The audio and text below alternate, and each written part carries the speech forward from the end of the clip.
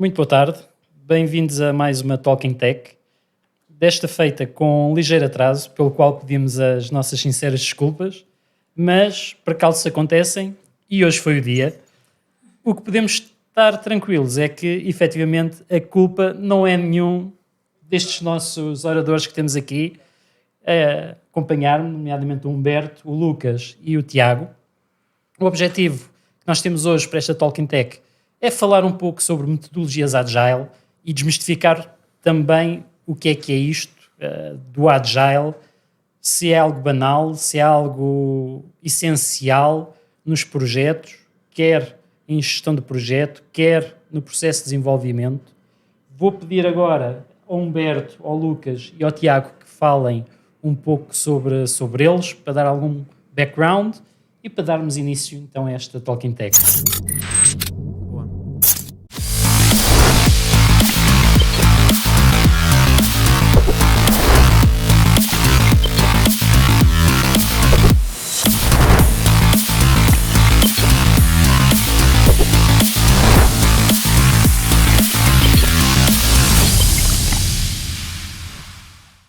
Bem, sou o Thiago, estou aqui em Portugal há pouco menos de um ano. Tenho aí uma experiência de uns 15 anos de desenvolvimento de software. E nessa bagagem toda que eu tenho aí de desenvolvedor, tenho bons exemplos de boas práticas, utilizando metodologias ágeis, algumas não tão boas. E hoje a ideia aqui é a gente partilhar um pouco essas experiências e tirar dúvidas, enfim, conversar, bater esse papo. Primeiro, agradecer o convite de todos aí. Eu me chamo Lucas, trabalho como QA, vão fazer 10 anos. Desde o meu início da carreira, foi com metodologias ágeis, então também tive essa bagagem para ter experiências boas, outras não tão boas. E estou aqui em Portugal tem pouco tempo, vou perto de completar um ano também, e é isso. Olá a todos, meu nome é Humberto, brasileiro, como dá para perceber. Estou aqui em Portugal há 1 ano e meio, mais ou menos. Já tenho acumulado aí mais ou menos quase 8 anos de experiência em agilidade, vindo anteriormente de gestão de projetos, ou seja, eu fiz essa transição de carreira, e nesses últimos anos aí, bastante experiência, muitas boas, muitas não tão boas assim, que eu consegui acumular com o tempo. Bem, olha, muito obrigado por se terem apresentado. Entrando aqui direto no tema que nos traz, agilidade. Quando se fala em agilidade, muitas vezes é um chavão, é uma palavra, toda a gente sorri, toda a gente fica feliz e contente.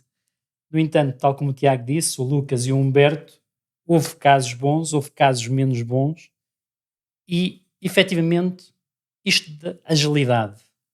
O que é a agilidade? É uma metodologia que se tem que seguir checkbox e tem que se cumprir várias métricas, vários KPIs. Vocês no dia-a-dia, nos projetos que tiveram e que têm, como é que é vista e como é que é aplicada esta metodologia ágil? Não sei qual de vocês é que quer começar. Bom, vou começar. Eu, na Não. verdade, acho que eu sou o Scrum Master da turma aqui, né? Então, Então, eu vou força, começar. Eu acho que é um ponto que quando eu falei com a Kátia inicialmente, quando a gente estava formatando essa Talking, foi um ponto que eu sugeri, e eu fiquei muito feliz que a Kátia aceitou a sugestão de trazer pessoas que estão realmente no dia a dia da agilidade. E porque são essas pessoas que, na verdade, entregam software no fim do dia. Falando aqui do nosso negócio de software, né? E aí sugeri trazer um QA, um dev e cá estão. Então, isso foi ótimo. E voltando para o teu ponto, a questão da agilidade. Até o termo metodologia é algo que normalmente dá muita polêmica, porque, na verdade, quando se pensa na agilidade, ela é muito mais um framework, uma forma de trabalho, e foi assim que ela nasceu historicamente, né? Nasceu como um formato de trabalho, o Ágil Manifesto, e desde então aquilo vem evoluindo como um formato de trabalho, que ele provoca alguns comportamentos, algumas mentalidades no dia a dia, e sim, existem umas orientações, alguns frameworks que foram surgindo, que guiam essa forma de trabalhar de maneira ágil. Temos Scrum, tem Kanban e algumas outras formas, mas o ponto fundamental é muito mais do que isso. Por ser exatamente uma forma de trabalho, até expandindo um pouco mais, uma forma de gestão, mas muito acaba não sendo aplicado e trazendo os benefícios que aquilo se espera no dia a dia. E aí a gente tem todos esses casos não tão bons, muito dessa banalização da agilidade ultimamente, né? Mas vamos lá, ouvir os QA e o Dev também, a perspectiva do QA e Dev. Sim, esse ponto que o Humberto comentou é muito interessante, porque quando a gente ainda estava tentando ver o tema, vamos ver o script, né, para falar, eu já fui pontual, eu disse assim, olha, eu não acredito tanto na agilidade hoje, né, porque eu tive problemas, eu acho que quando se coloca um foco muito grande em metodologias e não em pessoas, né, que é o que ele falou de quem entrega software, é a metodologia ou a pessoa, né, então quando não tinha muito esse foco, aí o próprio Humberto comentou, mas é isso que a gente quer debater, é isso que a gente quer falar sobre agilidade de fato, né? Não o que se vende em livros, né? Que é muito fácil vender no livro, ter uma organização linda lá, nomenclatura, falar do manifesto ágil, de tudo, mas na hora de entregar, na hora de aplicar. Então eu achei bem interessante o tema e poder falar também das experiências não tão boas e não só do mundo maravilha que existe aí fora, né? E o importante frisar como falou, é o seguinte, não necessariamente precisa, na verdade, o ideal não é seguir ali o checklist, o que tem que ser feito, seguir realmente os ritos, a gente é pensar na entrega. Então, a equipe está fazendo a entrega que ela foi designada a ser feita com qualidade. Então, também não adianta entregar qualquer coisa, né? É preciso fazer uma entrega com qualidade e a metodologia depende muito da organização. Então, a organização está preparada para ter que tipo de metodologia? Metodologia ágil, não é? Mas o foco, no meu sentido, é focar na entrega. Focar, como você falou, focar nas pessoas que entregam e precisa realmente entregar um produto de qualidade. E aí a metodologia ágil, seja Scrum, Kanban, seja lá o que for, vem ali para apoiar essa equipe no seu andamento do projeto da entrega, de fato.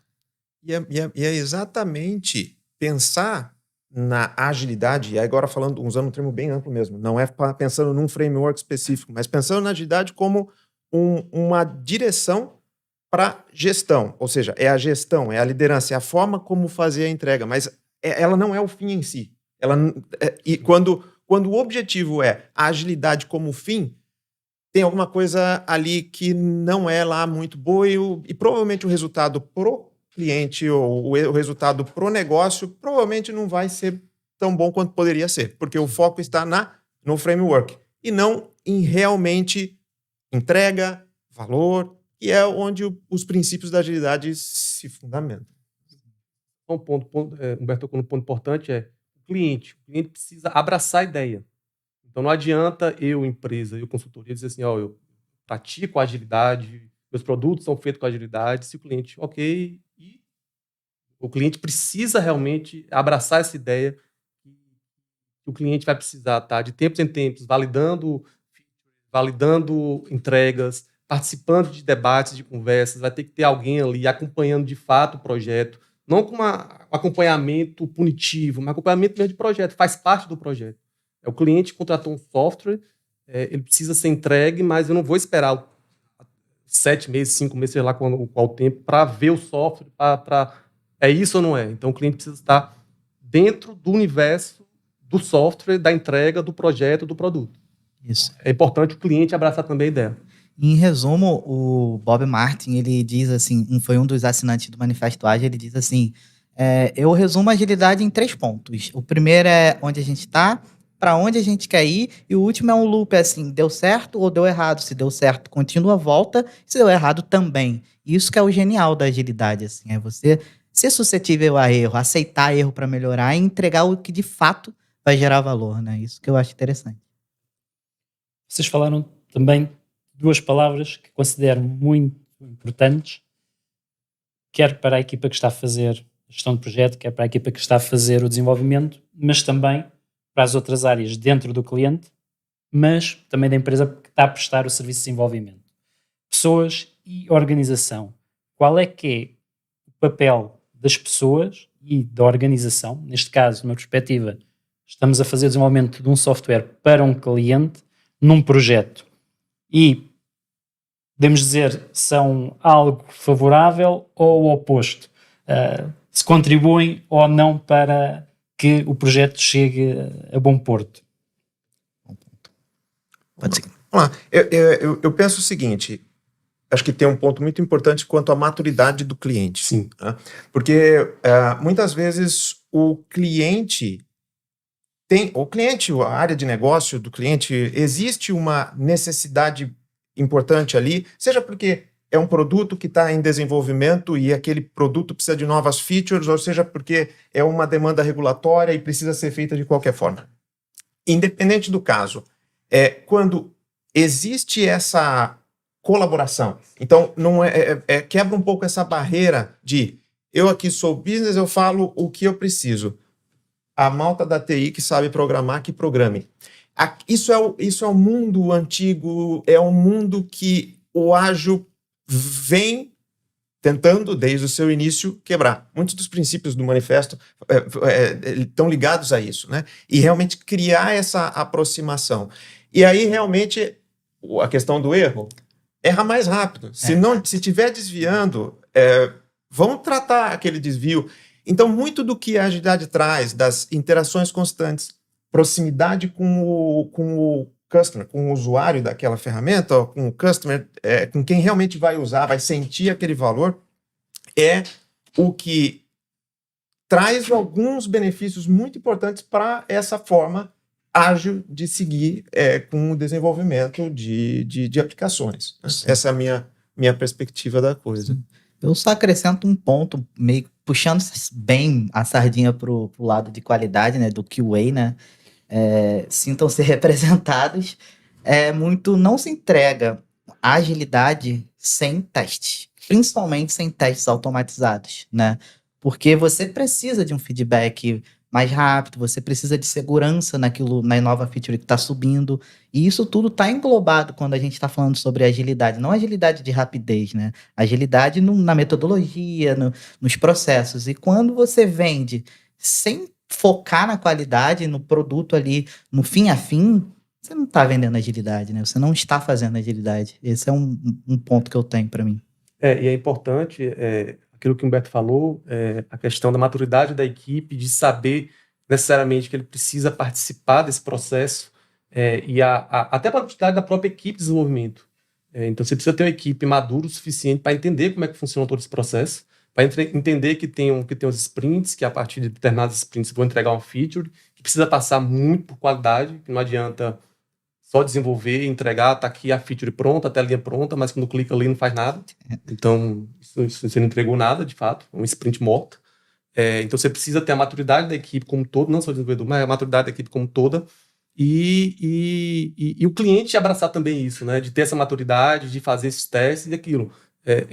Uma entrega de uma feature que você pega os erros, que corrige esses erros, que faz todo esse fluxo funcionar, não espera o tempo todo a entrega final do produto para descobrir um erro simples que poderia ser pego ali numa entrega de uma sprint. Eu puxo o traço um pouco aqui para a ligação da agilidade com a engenharia de software, nesse caso. Porque, realmente, a qualidade ela é um fator super sensível. Porque, na medida que a intenção é que se entregue com mais constância, a quantidade de vezes que vai ser feito ali um deploy numa produção aumenta significativamente, comparado com os grandes projetos anteriores, onde era um grande deployment, normalmente muito traumático, muito trabalhoso, pessoas trabalhando no final de semana para fazer o rollout daquela solução, aquela coisa que as pessoas mais antigas viveram muito. E hoje é uma realidade diferente, onde esses deployments são mais constantes, mas isso exige um cuidado especial na engenharia de software.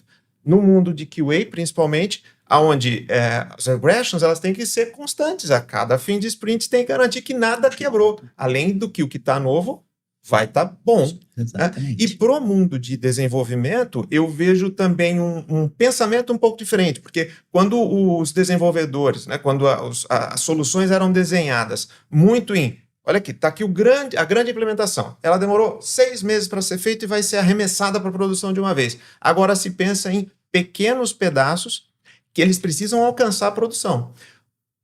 Mas se não tiver pronto o pedaço pode não ser pronto para ser utilizado, mas a gente quer que ele chegue na produção de qualquer forma. Ou seja, como é que vai ser o desenho daquela solução para talvez até ela ter a habilidade de ser ativada e desativada, por exemplo? Então, isso gerou...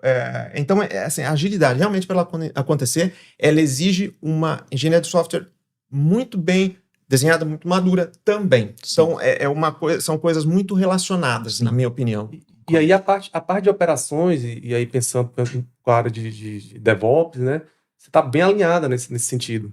Então, por exemplo, acabou o sprint, eu preciso entregar aquela feature, aquele produto ali. Tá, então vai passar o sábado, domingo a equipe fazendo implantação?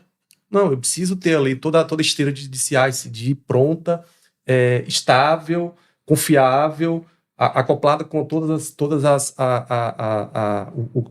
a parte de QA também, para que eu consiga fazer automático. Não preciso mais de ter gente fazendo tudo manual, gastando horas e horas e horas para fazer uma entrega de uma feature de um sprint.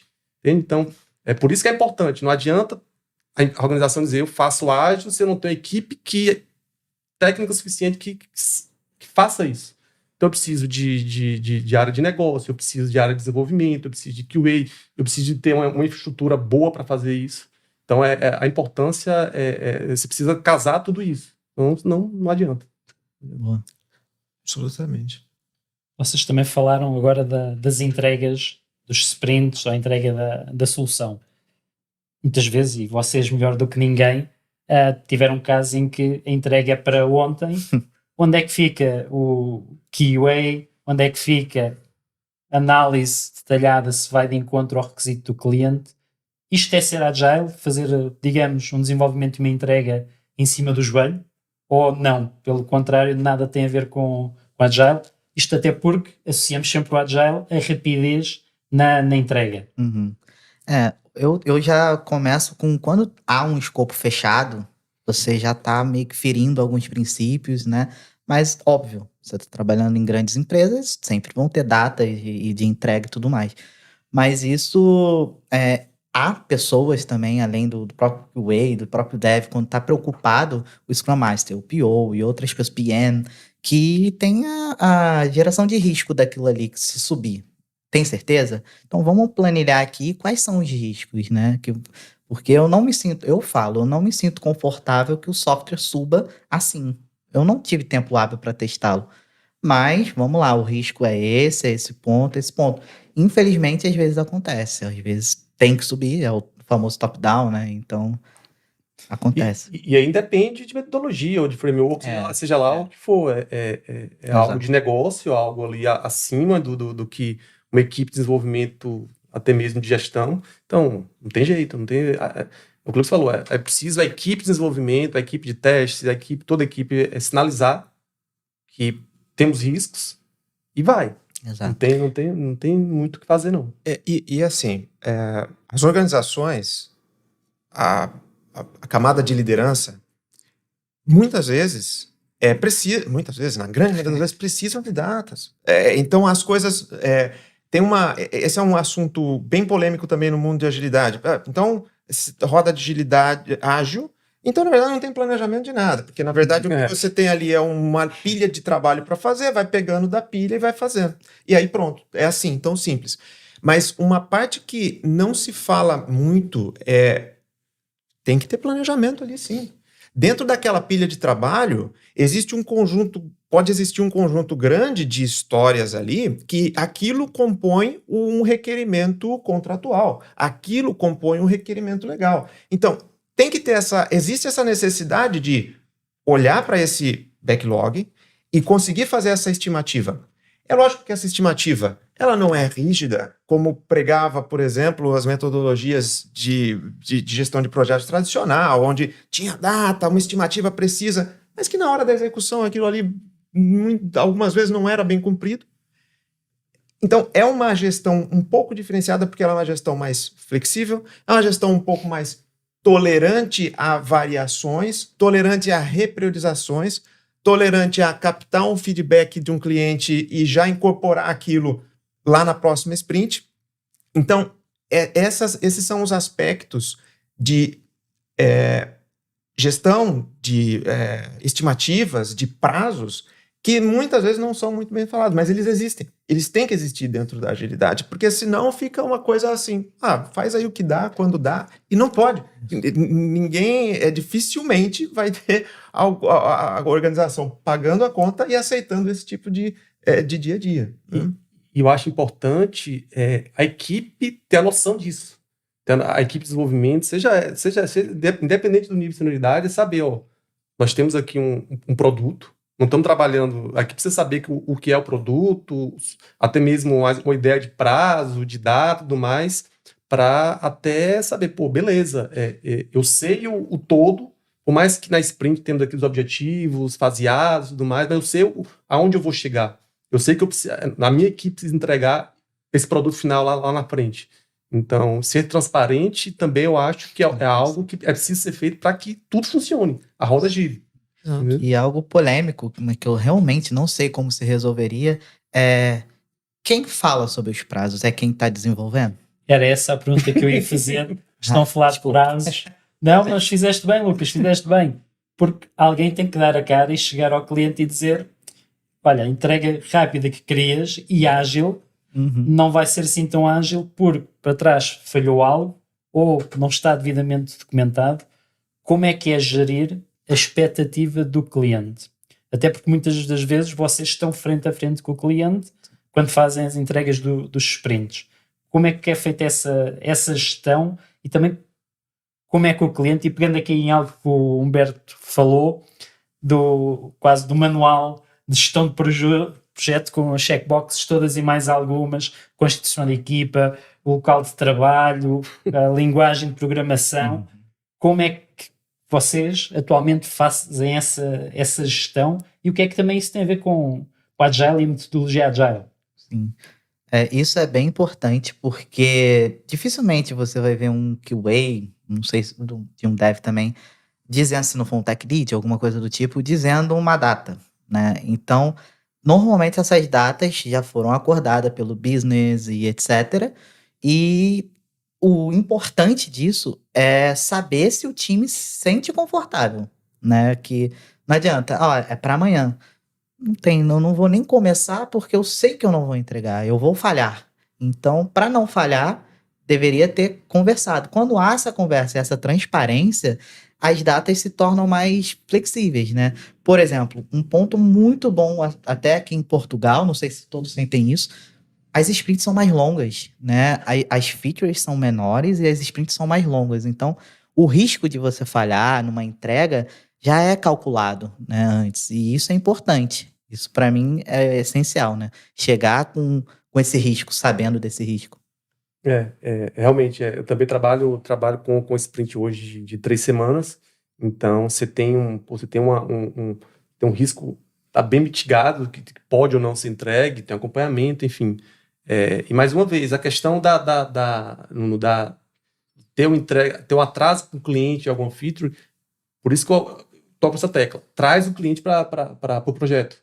O cliente precisa saber como está funcionando. Não precisa necessariamente ver ali no dia a dia tecnicamente, mas precisa saber, se ele souber, se ele tiver a par de como as coisas estão andando, vai ser tranquilo, vai ser mais suave para o cliente dizer, vamos atrasar, sei lá, 15 dias sua entrega. Mas se o cliente está lá, vou esperar daqui 15 dias, eles conversaram comigo, tem um mês que conversaram comigo, que quer entregar amanhã. Amanhã vai dizer que não vai entregar? Então, tem uma coisa errada aí, que, mais uma vez, não é culpa da metodologia, não é culpa de nada, é culpa de gestão. Gestão. Não, e é interessante, porque aí liga os pontos com aquilo que você comentou inicialmente sobre a maturidade. Essa questão... vou fazer uma comparação de novo com gestão de projetos tradicional, né? É um assunto sempre muito polêmico, vou arriscar aqui. Sempre existia o papel do PM. Então, o PM ali, o super PM, não, Product Manager, né? O gestor de projetos, é o super-homem que sabe de tudo, a superwoman que sabe de tudo, e as respostas vêm dele, posicionamentos vêm dessa pessoa e tudo mais. Quando você olha para um ambiente ágil, essa responsabilidade, ela a rigor ficaria na mão do Product Owner, que é a pessoa que representa o business e faz essa interface com a malta, com as equipes de desenvolvimento. Mas o quão bem preparada esta pessoa está para fazer esse papel de Product Owner? Ele é aquele Product Owner que ele foi colocado ali porque a organização adotou ágil e pega lá aquela pessoa que conhece bastante daquele fluxo de negócio, ela vai trabalhar part-time nisso daqui e pronto. E aquela pessoa, ela não, muitas vezes nem entende bem o que é o papel dela ali. E ela não percebe que, na verdade, é a responsabilidade dela. Percebe? Ela é business, ela é negócio. Tentando, né, separando para dar clareza aqui. Aquela pessoa é negócio. Então, ela é que deveria já conhecer, por causa do trabalho dela, junto com a equipe de desenvolvimento, e perceber que isso não vai dar. Ou isso daqui dá se nós fatiarmos essa solução aqui em 3 pedaços e esse primeiro MVP aqui a gente consegue. Mas essas adicionais aqui vão ser em outras releases. Ou seja, quão maduro está aquela organização para fazer uma gestão boa, usando o Ágil como uma ferramenta de gestão e o PO poder fazer esse tipo de gestão. Para ele não tem surpresa. No mundo ideal. Não tem surpresa. A pessoa é ela e ela está pronta com essas informações. Um ponto interessante que eu trabalhei em um local onde uma determinada equipe tinha um PO que era técnico. Eu ia falar isso. Então, esse PO... Vou ver se eu falo. Então, o PO era alguém extremamente técnico, que entendia do produto e também entendia muito do negócio. Então, ele tinha esse dimensionamento, ele sabia muito das duas coisas. Então, ele sabia realmente orientar a equipe, falar com a gestão, falar com a diretoria, dizer o porquê daquilo não sair, não entrar agora, entrar depois. Então, foi sucesso. Então, para mim, foi bem tranquilo. Não necessariamente todo PO precisa ser técnico, mas uma experiência que eu tive que foi muito, muito, muito interessante. Assim como eu tive experiência e tenho hoje, POs que são de negócio também trabalham certo, no meu entendimento, que produzem bem, entende? Então é só um ponto, só essa parte do PO ser técnico. Eu ia comentar sobre isso porque justamente uma das melhores PO que eu já tive era justamente técnica. Ela veio do back-end e com o tempo foi cansando da área e foi para gestão, né, para questão de PO, de produto. E era incrível, ela sabia, assim, e tem serviço externo. Isso aqui vamos deixar lá no final do backlog. Ela já sabia, sabe? A dor que o time ia sentir, não precisava... Botei isso aqui e chegava pro time, não dá. Então, isso era bem interessante. Ela debatia, além de saber muito sobre o negócio, né? Não que seja essencial, mas faz uma diferença. Assim como dev com o skill de QA, né? Aquele dev que ele já cria uma feature e ele testa. Ele tem aquele feeling de, pô, vou testar aqui, vou ver um corner case aqui, vou sentar junto com o QA para testar. Então isso também é muito mais das pessoas do que metodologia ou qualquer coisa desse tipo, né? Não, mas aí eu acho interessante, Lucas, desde o início, que o QA está presente nas definições, nas estimativas, nas iniciativas iniciais, porque não adianta também a tarefa tá ok pelo PO, pelo dev, falar assim, toma aqui QA, com você agora. Não, QA precisa saber antes o que é aquilo ali. Exato. A gente... Aqui na preparação, os bastidores, a gente estava conversando um pouco antes, e aí a gente estava falando das coisas que as pessoas acabam por olhar no dia a dia e falar, pô, e uma delas é a Planning Poker, né? Verdade. Lá vem, Planning Poker, essa malta vai ficar 2 horas conversando aqui. Mas, se for olhar bem, ela é uma coisa que ela está direcionada exatamente para isso, né? Porque ali é o momento onde a equipa toda que vai participar daquela entrega consegue olhar para aquilo, discutir na profundidade, tirar todas aquelas dúvidas, incluindo o QA. Tem que ter. E dependendo da situação, até outras áreas, né? Esse caso aqui tem uma mexida muito grande aqui em banco de dados, né? Em base de dados, né? Como se fala aqui em Portugal. Chama um DBA para participar, porque aqui a gente vai precisar, muito sensível. Então, é esse momento, e isso vai criando, não é assim de uma hora para outra, aí a equipa precisa crescer em maturidade, mas vai criando a equipe amadurece junta em perceber o que tem que ser feito, perceber como que as pessoas, relações, né? Como é que as pessoas trabalham entre si, quem gosta mais desse tipo de trabalho específico, quem é que é melhor não pegar isso, quem tem bons insights para pegar aquelas coisas escondidas, e com isso a equipe vai amadurecendo e todos juntos, né? Sim. Eu finalizando isso, eu tenho um ponto que, para mim, o bom agilista é aquele que potencializa time, né? Aquele que, ele falou uma coisa aí que me pega muito, quando tem empatia no time, chega e fala, olha, eu sei que você tem uma dificuldade com, vamos supor, Laravel. Nunca mexi em PHP, Laravel, não sei.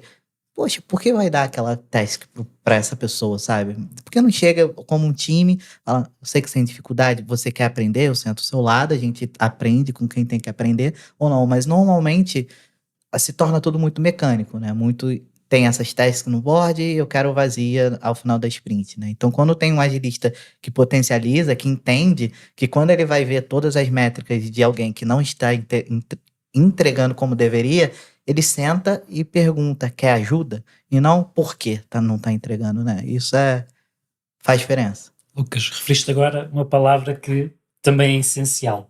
Métricas. Métricas e Agile. Como é que isto se conjuga? É que do que vocês estão a falar, maturidade das organizações, das pessoas, a equipa funcionar como um todo, proximidade, o próprio cliente perceber a dimensão do projeto e as várias fases e os reveses que podem acontecer na entrega. Mas há as métricas. Sim. Como é que é métricas e Agile? Como é que isto se conjuga? Como é que isto casa? Digamos assim. Boa. Quer começar? Eu posso pegar. Veja, a métrica, gestão precisa de métrica. Então, vamos lá. Não dá para a gente dizer que as coisas vão ali funcionar no sentimento, embora nós, seres humanos, ouvimos poucos nossos sentimentos. Então, deveríamos ouvir mais. Porque eles dizem muito e muitas vezes a gente desconsidera porque vai olhar para a métrica. Mas, enfim, a métrica ela é necessária. A questão é que, muitas vezes, na agilidade, as métricas, elas podem não ser bem utilizadas porque elas conduzem a alguns vieses, algumas armadilhas. Na minha opinião, uma das primeiras se existe uma direção obsessiva com a métrica, isso pode indicar que, na verdade, a coisa mais importante ali é a agilidade pela agilidade, a agilidade pelo framework. E não exatamente a essência da coisa, que é quanto que de valor essa forma de entrega de software está trazendo para aquele cliente, para aquela organização. Então, esse eu acho que é um perigo das métricas. Essa obsessão pode conduzir, mas elas são importantes, porque, afinal de contas, quando a gente fala de fazer uma estimativa para saber se aquela iniciativa vai demorar tantas sprints, para poder ter uma noção de que, olha, essa daqui ela é para novembro. Não, mas eu preciso de outubro. Olha, vai ser muito difícil. Do jeito que está, não vai dar. Vamos pensar num MVP, ou vamos pensar em separar um pouco aqui em pedaços. Tudo isso só é possível com métricas. Porque se não for com métricas, aí vai no feeling das pessoas. Né? Então, é um balanço muito, muito delicado, que métricas são importantes, claro, e elas habilitam algumas análises, algumas estimativas, só que se for a métrica pela métrica cega, ela pode conduzir por uns caminhos ali um pouco perigosos. Comparação entre equipas, que algumas vezes não são nem comparáveis. Comparação de capacidade. Porque aqui, ó, essa equipe entrega 45 story points, essa daqui entrega 85. E é isso, porque cada equipe é uma equipe. Esse é um número não comparável. Vamos pensar em outras coisas para analisar. Então, essa é um pouco da minha perspectiva aí a respeito de métricas. Quanto se compara profissional. Poxa. Acontece. Então, você preciso ter cuidado com essa obsessão por métricas. Concordo, tem que ter, ok, mas é preciso ter cuidado com essa obsessão, não transparecer e não deixar isso muito forte para a equipe mesmo, desenvolvimento, enfim, para que isso não... a equipe não gaste muito tempo produzindo essas métricas, ao invés de produzir o software, ao invés de produzir o produto.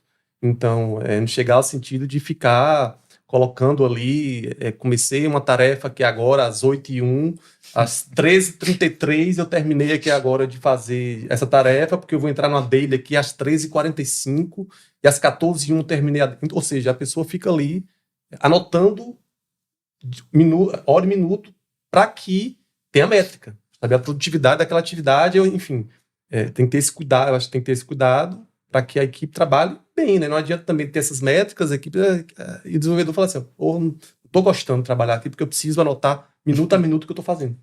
Sim. Engraçado que dizem, não sei se isso é comum aqui em Portugal, no Brasil, dizem que quando você vira sênior, você está credenciado a dizer depende para tudo. E eu tentei fugir disso e realmente depende. Eu tentei fugir, mas métrica por métrica, como o Humberto falou, não adianta. Throughput, lead time, lotes na sprint passada entregamos muito porque as tasks estavam super valorizadas, talvez, ou porque eram fáceis demais, não sei, né? Então, métrica por métrica é complexo, é um assunto muito complexo. Eu acho que tem que existir, mas, por exemplo, falando em qualidade, para mim, Resident, eu amo quando tem métrica de bugs, né? Resident. Aquele bug voltou. Quantas vezes ele voltou? 2. Vamos eliminá-lo, né? Por que tá voltando toda hora? Qual é a causa raiz dele? Então tem métricas que eu adoro, tem que ter, boto em tudo, mas quando tem métrica tem um viés se chegarmos nessa meta, a gente ganha um bônus. E aí começa a complicar. Os devs botando true igual a true, né, no lint para passar. É complicado. Cobertura true igual a true. Isso. Então podemos afirmar que métricas acabam por ser contraproducentes para uma metodologia agile, certo? Não, eu não coloco exatamente nesses termos. Elas são importantes, porque um ponto importante é o básico no ágil, ele precisa ser bem feito. Então, a gente, pensando a operação saudável, né, numa organização saudável, aquele básico ali ele precisa ser bem feito, de entrega constante, existe uma boa previsibilidade, aquela equipa já se entendeu a respeito do tamanho das histórias, e se não existe a métrica para acompanhar, e não é olhar a métrica sprint a sprint para dizer bateu ou não bateu meta, o seu bônus vai ser de tanto por causa... Não, mas é uma visão saudável da métrica. Como é que está a tendência? Olha só, a gente vem aqui acelerando na nossa velocidade constantemente, mas chegou num platô. Isso é um problema? Não é um problema. Mas temos oportunidade para mais? Ou começamos a decrescer na nossa velocidade? O que está acontecendo aqui? Então, as métricas têm muito valor, mas elas precisam ser usadas de forma consciente, mas como em qualquer métrica, né?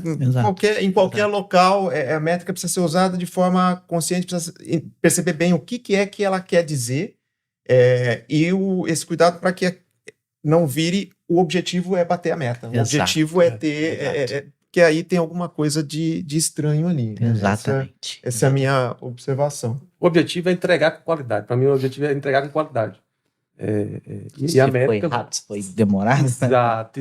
Lógico. E aí, atendendo todas mas, assim, não colocar isso como base, como o Humberto falou.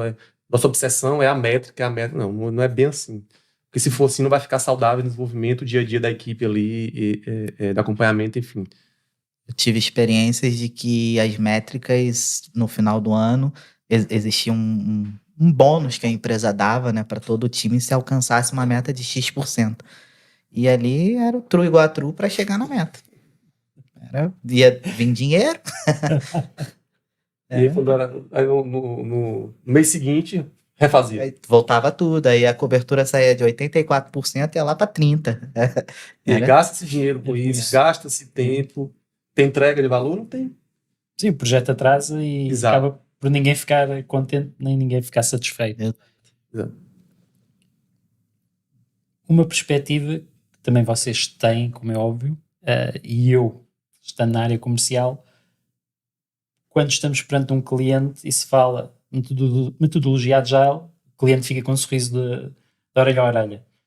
Empregar a palavra agile e metodologia agile, o que é que vocês sentem? Sentem por um lado, se está a tornar algo banal, tipo um clichê, um chavão, quando se fala em termos de desenvolvimento. E também, o que é que nos projetos em que vocês têm estado e que estão presentemente, se é notória essa, quiçá, banalização ou não, depende de projeto para projeto. Genial, essa é uma das minhas perguntas, assim, que, por exemplo, eu sempre disse que se eu fosse agilista, o meu maior desafio é fazer com que os times não achem que a agilidade é banal. Hoje, talvez o Humberto saiba muito mais, eu vejo os times, como ele disse, planning poker, alguns conceitos assim, todo mundo já desanima. Fala, eu tenho que entregar, eu tenho uma semana para entregar isso, que no caso são 5 dias, não são nem 7, né? Tenho 5 dias, 2 eu vou perder, e aí depois é dailies demoradas, então se torna algo banalizado porque a gente faz errado, né? E não é a metodologia em si, e também não precisa seguir um by the book. E da própria metodologia, eu até comentei com eles, teve um hype no Brasil, não sei, no mundo, né?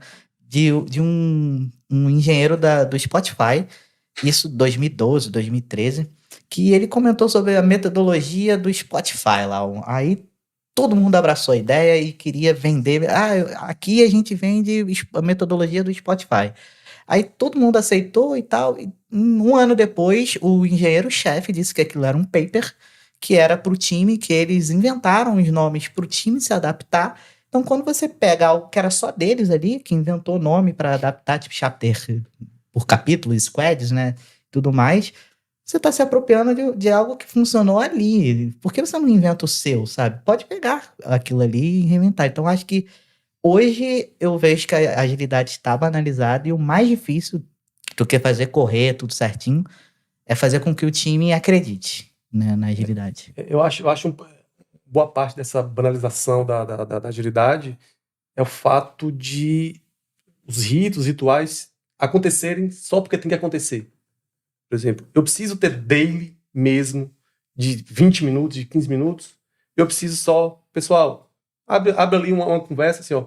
Alguém tá com um problema? Não tem, ok. Então, vida que segue. Não preciso parar todo mundo, a equipe toda, 15 minutos. Eu preciso, vai de equipe para equipe. Eu preciso ter a retrospectiva ali de 2 horas ali para começar com um joguinho. É preciso ter isso ou não é? Então, depende da equipe. Então, às vezes, esses ritos banalizam a agilidade, que aí cabe à organização entender se realmente é preciso ter aquilo ali. Se a equipe é madura o suficiente que assim, ó, fica assim, ó, eu não preciso desse acompanhamento todos os dias, às 9 horas, para saber o que a pessoa está fazendo. Porque às vezes, como eu te disse, ó, tem daily que a pessoa está lendo a agenda. Hoje eu vou ter reunião sobre isso, aqui, assim. A equipe precisa saber, às vezes tem algum impedimento, se a gente pode ajudar. Exato. Não precisa saber sua agenda. Entende?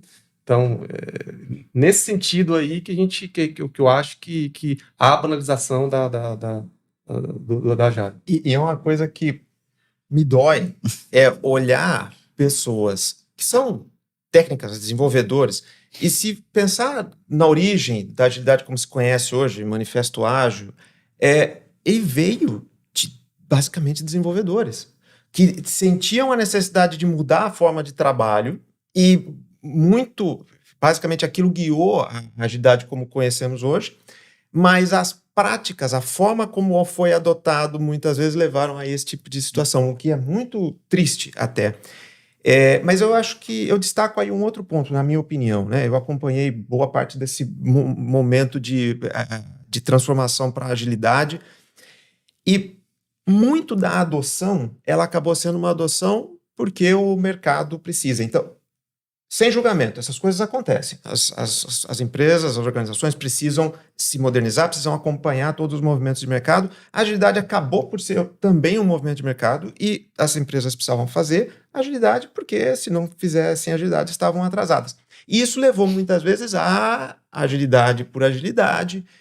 Agilidade então montar equipes de 8 ou 9 pessoas com essas reuniões aqui, daily planning, retrospectiva, a receita está cumprindo aquilo? Tá. pronto, a empresa é ágil. Pode dizer que é ágil, porque tem alguma coisa de ágil no que pode alegar, que pode explicar, mas essa adoção, de verdade, não levou em conta os objetivos principais, né? Usando aquilo como ferramenta para atingir algum objetivo maior da própria empresa, como uma ferramenta de gestão. Sim. E eu acho que isso é uma das raízes, se fosse pensar em causas, raízes, essa talvez seja uma das causas, das raízes dessa questão da banalização, na minha opinião. Sim, eu concordo.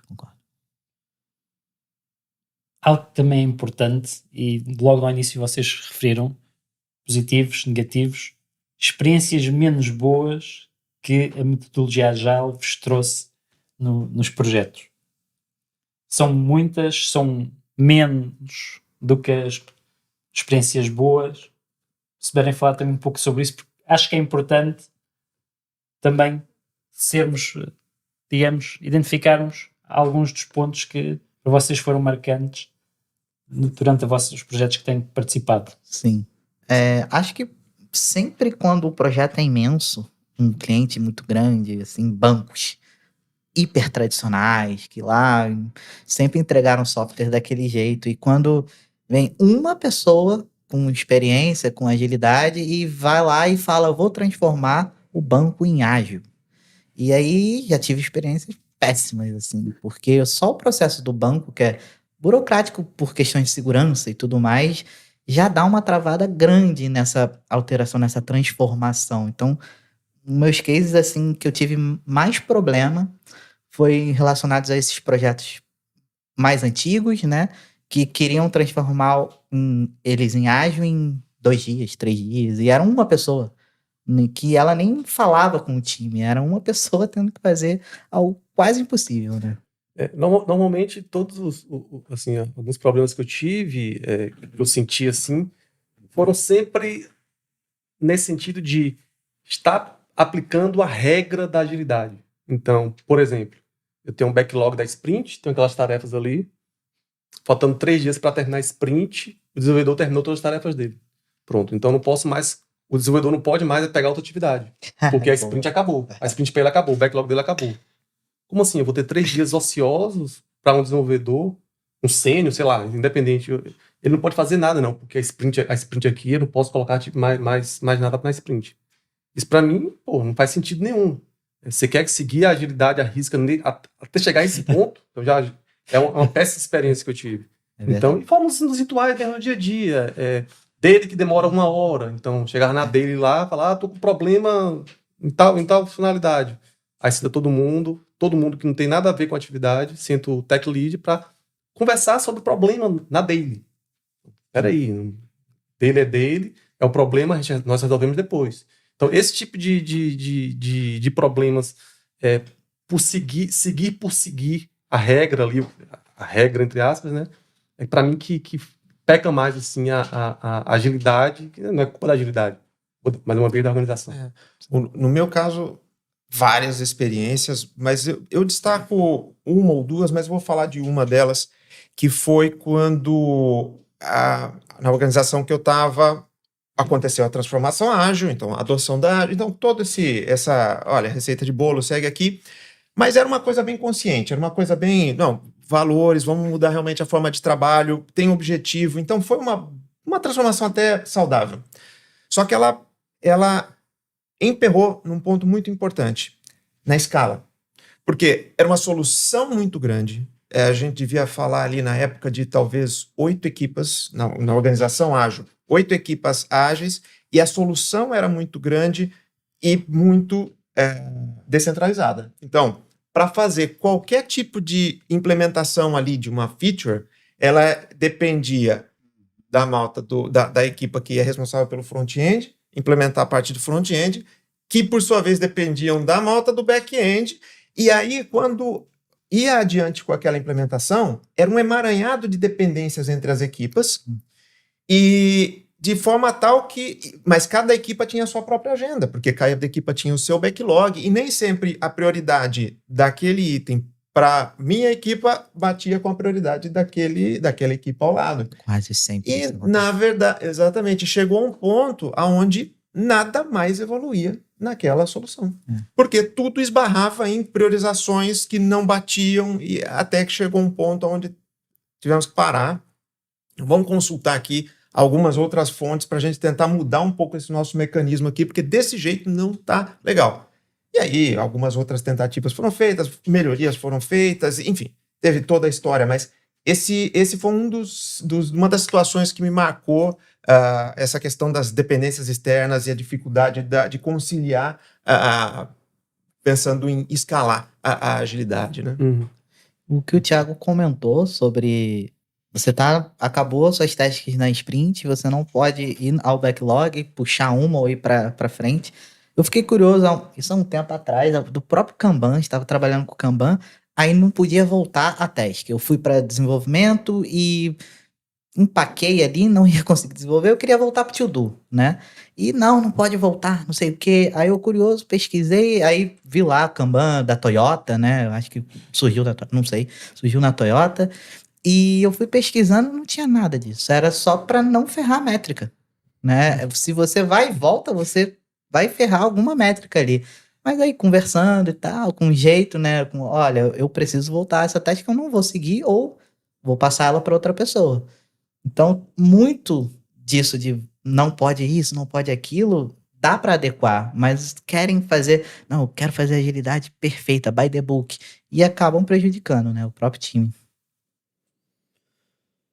Entretanto, daqui a pouco vamos pedir a quem nos está a ouvir do outro lado atentamente que coloquem algumas questões, mas quase como um wrap-up desta troca de ideias que tivemos aqui, começámos por metodologia, falámos de pessoas, falámos de organizações, falámos de métricas, o bicho-papão, como é preciso fazer toda esta gestão. Podemos dizer que o Agile, tendo sido banalizado, foi também sofrendo mutações, alterações ao longo do tempo e adaptando-se à necessidade e ao objetivo final, que é entregar uma solução com qualidade ao cliente? Qual é que é a vossa perspectiva? Na minha perspectiva, a mutação, a adaptação, ela é que é fundamental para uma boa agilidade. É o contrário. Porque, na verdade, quando a agilidade ela é realmente implementada com esses objetivos organizacionais, é melhorar a organização, é melhorar, é ser mais rápido para entregar, enfim, para atender as melhorias, para atender objetivos de negócio, e realmente aquilo é olhado com seriedade e é tratado com maturidade, o que acontece é que, na minha experiência, na minha observação, é que a organização ela vai aprender com cada interação, com cada erro, e vai ajustar aquilo para a realidade daquela organização, para aquela cultura, para aquele mercado, para aquela especialidade daquele grupo de pessoas, e é aí que a coisa realmente funciona bem. Por quê? Existe o fundamento que se preserva, mas existe uma adaptação, porque não é fazer o ágil pelo ágil, é fazer o ágil porque existe um objetivo maior de organização. Então, a mutação, talvez a mutação seja um termo até um pouco dramático, né? Mas é no sentido de continuous improvement, né? É aprendizado contínuo, é melhoria contínua. Quando a coisa acontece nesse sentido, legítimo, acontece mesmo. Aceitar os erros, aceitar que vai ter muito problema, mas aprender com eles, tentar coisa diferente, e cada organização decide o seu caminho e abraça aquilo como uma jornada de aprendizado, de crescimento, de evolução. Na minha experiência, foram as coisas que funcionaram bem. Certo? 100%. Eu sempre tive um senso crítico um pouco alto e, para mim, criaram-se uma mesa lá, num bar ou não, eu não sei como, 17 pessoas sentaram e criaram lá um manifesto ágil. 17 pessoas, né, conversando e tudo mais. Só que nessa sala tem 17 pessoas, vamos dizer, opiniões diferentes, e lá fora, sabe? Então é muito aquilo, o que funciona pro amiguinho, talvez não funcione para mim, mas tentativa e erro. A vida é assim, né? Então, vou aplicar os principais conceitos da agilidade que funcionam majoritariamente para toda transparência, os pilares lá, e vou seguindo o meu caminho, né? Vou seguindo o que tá funcionando. Não tá funcionando isso daqui, vou voltar. Então, eu gosto dessa ideia da mutação, né? Da seguir o que funciona. Só concordo com o que o Lucas e Humberto disseram. E realmente é isso. Para o desenvolvedor é muito bom trabalhar em um local em que, se algo não dá certo, se tem um rito que não dá certo, algo que não dá certo ali no dia a dia, você sentir a organização falando assim, ó, a equipe não está gostando da forma que a gente está trabalhando. Vamos chutar aqui a daily. Então, a equipe não está gostando que essa daily extensa, essa daily falando sobre isso. Então vamos mudar um pouquinho mais. E a equipe de desenvolvimento trabalha melhor dessa forma. Então, trabalharia melhor se, por exemplo, a minha daily está demorando 20 minutos, todo mundo lê na agenda. Então, daqui a pouco, lê na agenda ali. Então, vamos falar sobre os problemas que a equipe está encontrando, cada um está encontrando. Então, a gente vê mudando isso, isso é importante para a organização e para a equipe. Eu acho que sim. É isso. Excelente. Temos aqui uma questão, e que é a função de gestor de projeto, como conhecemos, baseado nos modelos de PMI, vai deixar de existir? Qual é que é a vossa opinião? Alguém quer arriscar? Ou vou eu? Vai você. Eu acho que não. Porque nesse espírito de que a organização ela tem uma cultura, ela tem uma particularidade, ela tem o jeito dela trabalhar, pode ser que para aquele negócio o PMI tradicional, o PMBOK, é o que faça mais sentido. Por quê? Porque sempre funcionou assim, a gente sabe fazer muito bem e faz isso com excelência, e isso está atendendo os objetivos da organização. É óbvio que no movimento que aconteceu da agilidade, o gestão de projeto tradicional ficou até olhado como coisa da antiga, coisa. Então existia esse certo preconceito, mas é interessante porque hoje em dia já se ouve muito a respeito por causa dessa banalização da agilidade, organizações dando passo atrás. Não, a agilidade aqui não funcionou. Eu volto aqui a contratar os PMs e tudo mais. Eu mesmo passei por uma das transformações ágeis onde eu passei, onde era praticamente proibido o papel do Project Manager. Não, os Project Managers ou se escondiam atrás de um papel de Scrum Master, mas Project Manager não pode. Com o passar do tempo, o amadurecimento da organização foi vendo que, olha só, tem coisas muito grandes acontecendo nessa organização. E sabe aquele PM que sabia fazer bem os controles, comunicação e tudo mais? Acho que se ele conseguir se adaptar aqui para o papel de PM, mas percebendo bem como a coisa funciona do jeito ágil, talvez ele tenha uma boa função aqui no nível aqui de portfólio. E assim foi, e assim funcionou. E criou-se uma coisa até um pouco bizarra ali, né? O Agile Project Management. Essas coisas são polêmicas, dão muita discussão, mas, de novo, volta para a essência. Desde que exista o objetivo e que tudo seja no sentido de experimentar, aprender com os erros, evoluir para aquele objetivo, é válido. Se o Agile não funcionou aqui, por que não? Talvez o PMBOK, a metodologia de gestão de projeto, funcione bem aqui. E qual é o problema? Né?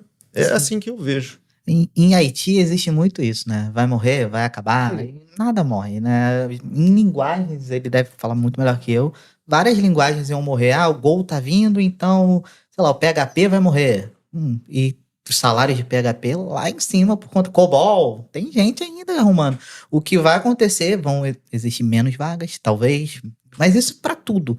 Agora, eu não creio nessas mortes precipitadas das coisas, não. Principalmente... Depende. Se for prático de TI, o hype há uns anos atrás, tudo é microserviço. Microserviço para cá, para ali, microserviço. Cara, nem tudo é microserviço. Agora tá voltando ali. Olha, veja bem, talvez aqui não se encaixe microserviço. Volta pro monolito. Então depende muito da organização, do produto. Sênior.